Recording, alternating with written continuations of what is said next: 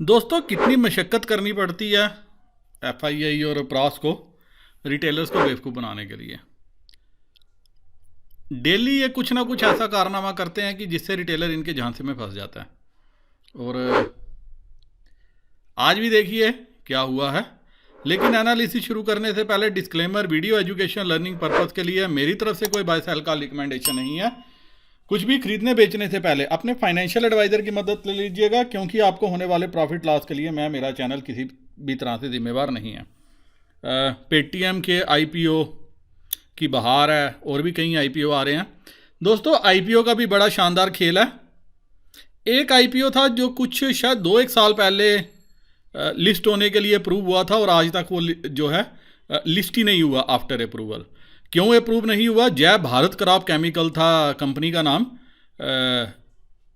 तो कुछ ऑब्जेक्शंस मैंने लगा दिए थे उसके ऊपर।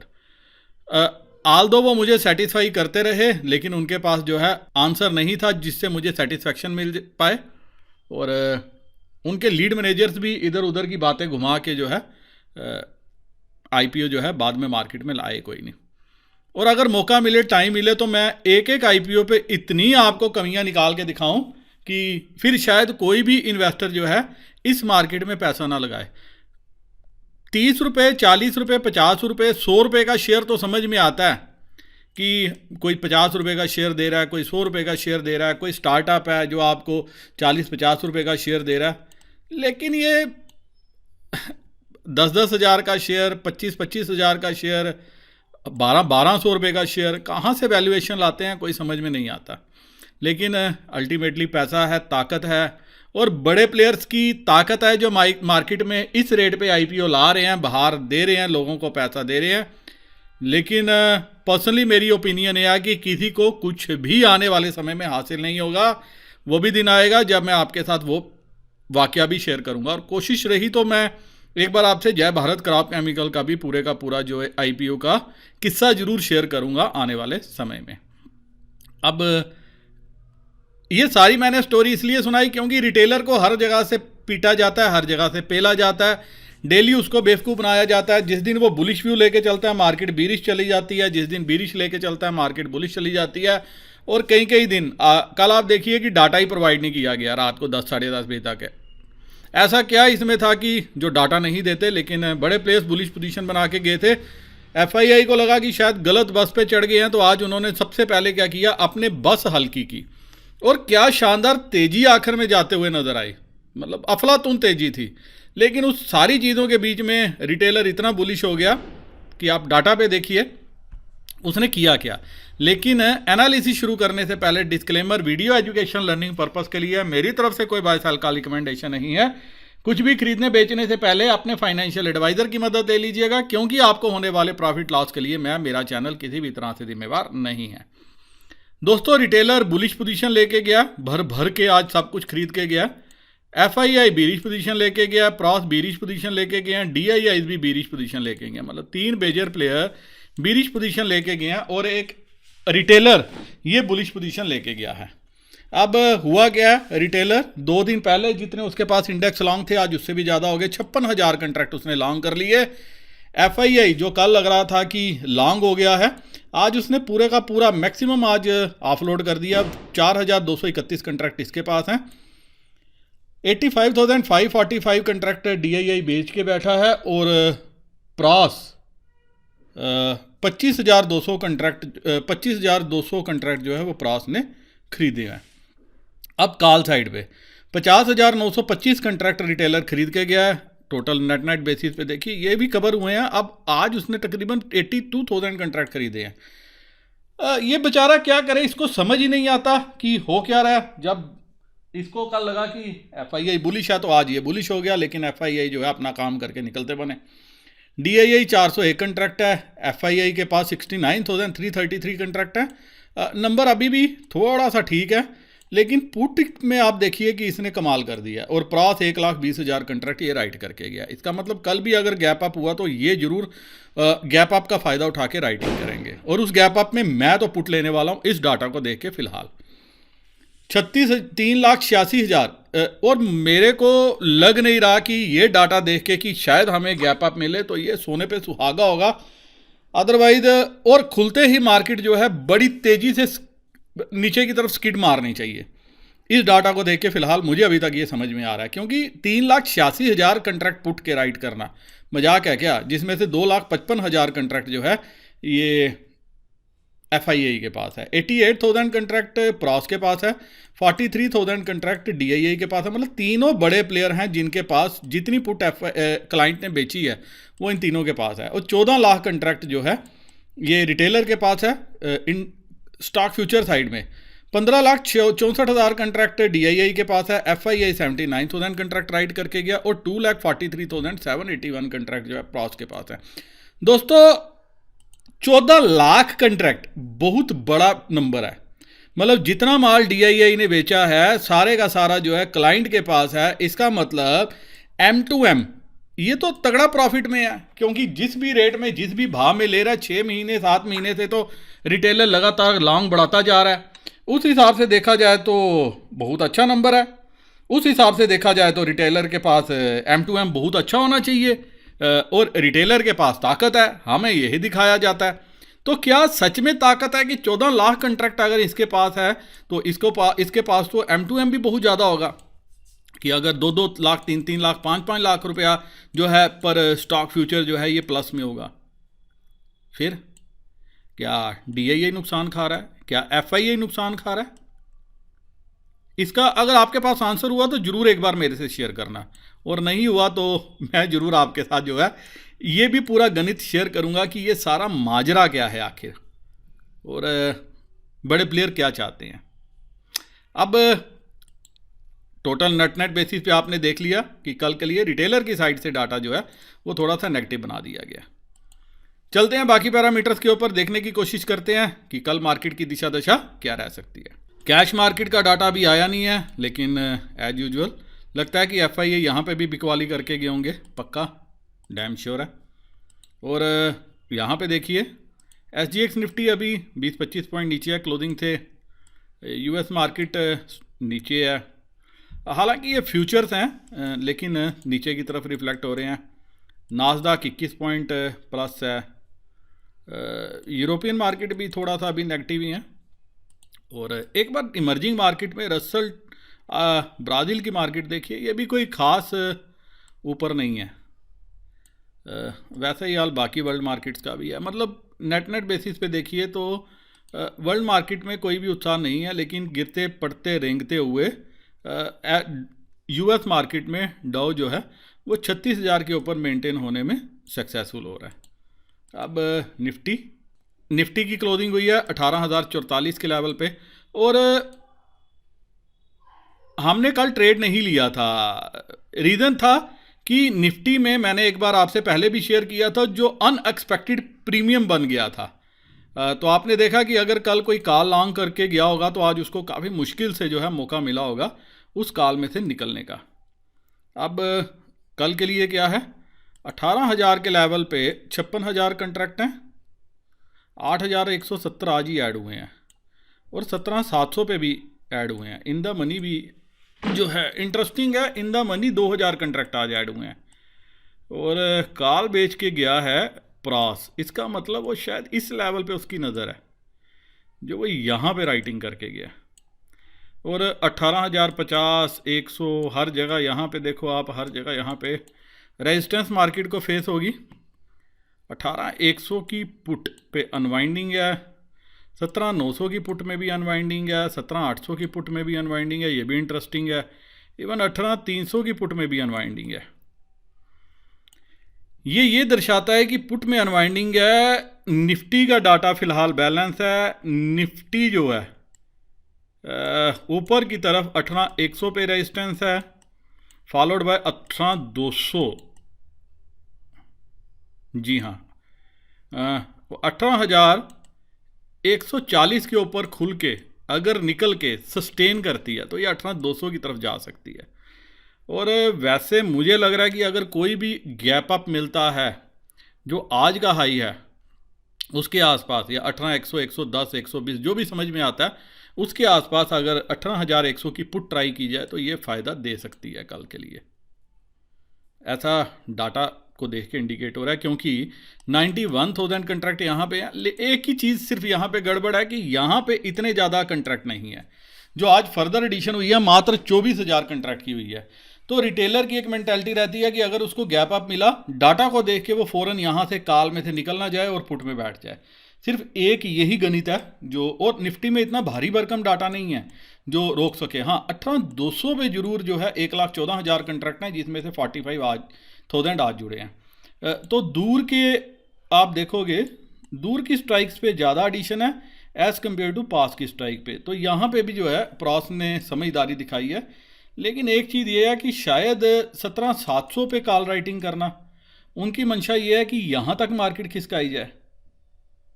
और पुट साइड में इन द मनी में कोई इतना बड़ा चौड़ा नंबर नहीं है प्रॉस रिटेलर की तरफ से, क्योंकि पुट राइटिंग अगर उन्होंने की है, पुट बेच के गए हैं, तो यहाँ पे 18,100 पे भी कुछ नहीं है, 17,900 पे कुछ नहीं है, 17,800 पे कुछ नहीं है, यहाँ पे है हल्की फुल्की राइटिंग।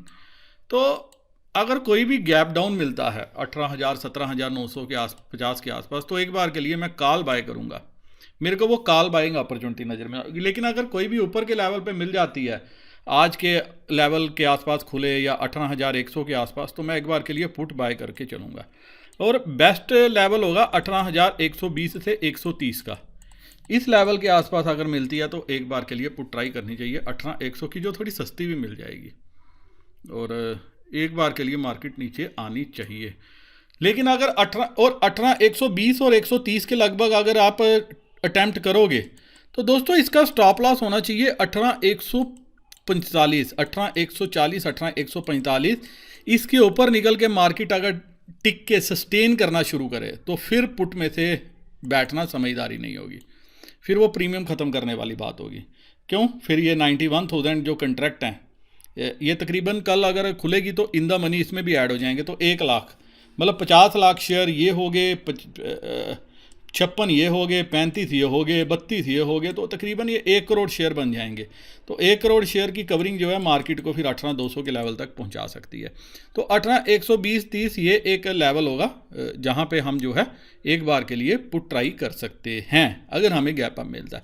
फ्लैट ओपनिंग मिलेगी तो फिर आप देखोगे जैसे आज जिगजैग मार्केट घूमी, कल भी एक जिगजैग घूमेगी, नीचे से ऊपर, ऊपर से नीचे, बस यही दिन भर कामकाज करती रहेगी। और 17,900 पे थोड़ी सी सपोर्ट है, लेकिन ये सपोर्ट कमज़ोर हो गई है आज। बेसिकली 27,000 जो यहाँ से शेड हो गए कंट्रैक्ट, ये कमज़ोर हो गई है थोड़ी सी। 18,100 पे ज़रूर थोड़ी सी मजबूत है, लेकिन 17,900 पे कमज़ोर हो गई है। तो 17,980 अगर इसके नीचे स्लिप हुई मार्केट, ध्यान देना, 17,980 के नीचे अगर मार्केट स्लिप होती है, 5 मिनट के लिए भी स्लिप होके सस्टेन करती है, तो आपको 18,000 की पुट लेनी है। फिर ये पुट अच्छा प्रॉफिट देगी 55 रुपये वाली। फिर मार्केट 17,900 तक जा सकती है, बड़ी तेज़ी से जाएगी। और यहाँ पे एक बार के लिए कॉल बाय बनती है 17,900 के लेवल पे। और लंबा प्रॉफिट नहीं सोचना, ये सोच के चलना कि 17,700 पे ये जो प्रॉस राइटिंग करके गया है, उसके दिमाग में कुछ और चल रहा है। जी हाँ, उसके दिमाग में कुछ और चल रहा है। और ये जो 8 रुपये की राइटिंग करके गया रिटेलर, 8,209 कंट्रैक्ट, 53,000 कंट्रैक्ट यहाँ पे हैं, 17,800 पे 15 रुपये पे राइटिंग हुई पड़ी है, 63,000 कंट्रैक्ट यहाँ पे, और सब रिटेलर ने बेचे हुए हैं। इसका मतलब ये वाली कॉल और ये वाली पुट से कोई गेम प्लान की जा सकती है अगले 2 दिनों में। शानदार गेम हो सकती है। डाटा पे नज़र रखना लाइव मार्केट में, और अगर डाटा आपको साथ दे तो ज़रूर जो है एक बार के लिए आप इस गाड़ी में बैठ सकते हो। लेवल्स को नज़र में रखना, अच्छा प्रॉफिट देखने को मिल सकता है। डाटा पे ज़रूर नज़र रखना, क्योंकि डाटा जो है वो किंग है मार्केट का। लाइव मार्केट में कैसे डाटा बनता है वो इम्पॉर्टेंट है। बैंक निफ्टी 39,368 इस लेवल पे क्लोजिंग हुई है। जाते जाते बैंक निफ्टी ने वो उछाल दिखाई कि 39,600 पे फ्यूचर चला गया, लेकिन पोस्ट क्लोजिंग वो बराबर कर गए। बड़े प्लेयर्स रहते हैं, वो खींची भी मार्केट इन्होंने आखिर में तभी थी कि ये दिखाने के लिए कि ऑल इज़ वेल, आप कल के लिए कॉल ले जाओ। तो 21,000 कंट्रैक्ट, 74,000 कंट्रैक्ट जो है 39,500 की कॉल पे हैं, जिसमें से 21,000 आज जुड़े हैं। 11,000 39,400 पे हैं और 39,200 पे भी राइटिंग हुई है, जहाँ पे 2,102 कंट्रैक्ट जुड़े हैं। सारे ये जो है रिटेलर लेके गया। और 38,800 पे भी हल्का फुल्का नंबर यहाँ पे भी है। अभी तो फ़िलहाल ये हमें हल्का फुल्का नज़र में आता है, लेकिन एक्सपायरी है परसों, और हल्के फुल्के में ही जो बड़े प्लेयर हैं वो अपनी गेम बजा जाते हैं।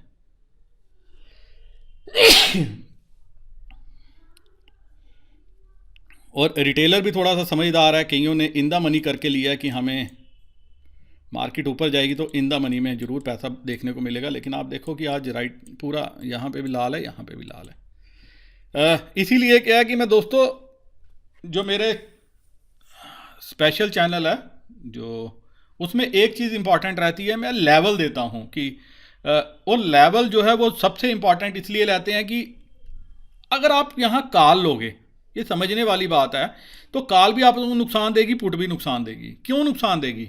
क्योंकि ये अपने जो प्रॉफिटेबल जोन है उससे नीचे ट्रेड कर रहे हैं। इसका मतलब ये जिसने राइटिंग की है, जिस भी प्लेयर ने राइटिंग की है, उसका मकसद ये है कि इन दोनों को ज़ीरो करना, और वो बहुत ईजिली कर सकता है। उसके पास पता है कि मुझे कौन सा बैंक बेचना है, क्या करना है, कैसे मैनिपुलेट करना है, और वैसे वो जो है मार्केट में गेम प्ले करते हैं। तो अब यहाँ पे ऊपर की तरफ सिर्फ कॉल राइटिंग है जो क्रॉस करके गया, और सारी हमारा रिटेलर लेके गया। तो मुझे फ़िलहाल रेजिस्टेंस 39,500 पे ही नज़र आती है।